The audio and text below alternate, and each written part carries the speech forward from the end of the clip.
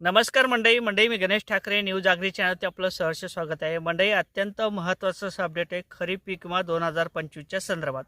अनेक शेतकऱ्यांच्या माध्यमातून विचारलं जात होतं की शेतकऱ्यांच्या खात्यावर पीक विम्याची रक्कम ही कधीपर्यंत जमा केली जाणार आहे आणि अखेर त्याचं स्टेटस दाखवण्याचं काम सुरू झालेलं आहे। आपला कॅल्क्युलेटरचा जो काही पीक विमा असेल तो आपला मंजूर किती झालेला आहे, किती रक्कम आपल्याला मिळणार आहे, कोणत्या पिकाचा पीक विमा मिळणार आहे आणि कोणकोणत्या जिल्ह्यात पीक विम्याची रक्कम दिली जाणार आहे, ही सगळी माहिती आपल्याला सोप्या पद्धतीने पाहता येणार आहे।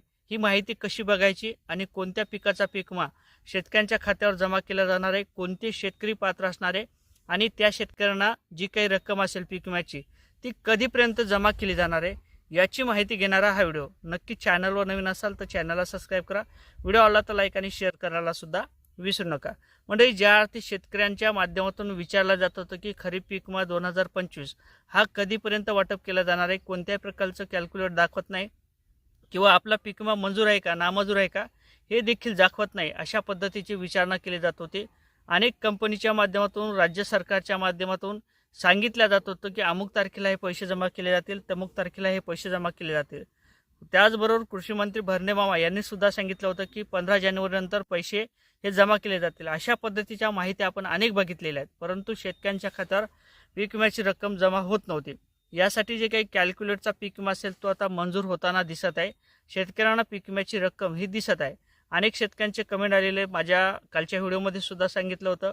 अनेक जिल्ह्याची आपण माहिती घेतलेली आहे, जवळपास 15 जिल्ह्याची माहिती घेतलेली आहे आणि त्या आधारे शेतकऱ्यांना त्या जिल्ह्यात पीक विम्याची रक्कम दिली जाणार आहे। काल सुद्धा मी सांगितलं होतं की स्टेटसची जी काही प्रक्रिया असेल, कॅल्क्युलेटचा जो काही पीक विमा असेल तो आपला मंजूर होताना दिसत आहे। त्याची कॅल्क्युलेटची जी काही प्रक्रिया असेल ती सुरू झालेली आहे। आता जे काही पीक विम्याची रक्कम असेल, तुम्हाला काही शेतकऱ्यांच्या माध्यमातून सांगण्यात आलं होतं की जवळपास 70 ते 75 किंवा 175 किंवा 200 अशा पद्धतीने पीक विम्याची रक्कम जमा होत आहे किंवा स्टेटस दाखवलं जात आहे। ही रक्कम कमी का? तर आपले जे काही गुंठे असतात 10, 5 गुंठे, 5 गुंठे, 4 गुंठे अशा पद्धतीने ज्वारीचा जो काही बाजरीचा जो काही पीक विमा असेल तो मंजूर होताना दिसत आहे। त्याचे स्टेटस हे सुरू झालेले दाखवणं। त्याचबरोबर सोयाबीनचा पीक विम्याचं सुद्धा स्टेटस आपल्याला दिसणार आहे, त्याची प्रक्रिया सुद्धा सुरू झालेली आहे। ही प्रक्रिया सुरू झालेली म्हणजे आपण तो चेक करू शकता। त्याचबरोबर मक्का असेल, त्याचबरोबर तुमचा उडीद असेल, मूग असेल, या देखील शेतकऱ्यांना पीक विम्याची रक्कम दिली जाणार आहे आणि तुमचा तुरीचा आणि कपाशीचा पीक विमा हा काही दिवसांनी दिला जाणार आहे। त्याचं स्टेटसची जी काही प्रक्रिया असेल ती बाकी आहे, ती झाल्यानंतर शेतकऱ्यांच्या खात्यावर कपाशीचा आणि तुरीचा सुद्धा पीक विमा दिला जाणार आहे। परंतु यामध्ये प्रामुख्याने जे काही स्टेटस असेल ते आपल्याला मोबाईलवरती बघता येणार आहे।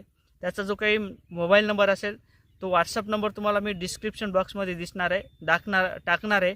तर तुम्ही मोबाईलवरती सेव्ह करा आणि त्यानंतर तुमचं स्टेटस वगैरे जे काही वर्ष असेल 2025 ते निवडा, खरीपचा पीक विमा ते साल निवडा आणि त्यानंतर तुमचं पीक असेल ते निवडा। तुमचं जे काही कॅल्क्युलेटचा पीक विमा असेल तो तुम्हाला दिसेल आणि त्याचबरोबर एक वेबसाईटसुद्धा आहे PMFBY, या PMFBY वेबसाईटवरती सुद्धा आपण माहिती घेऊ शकता।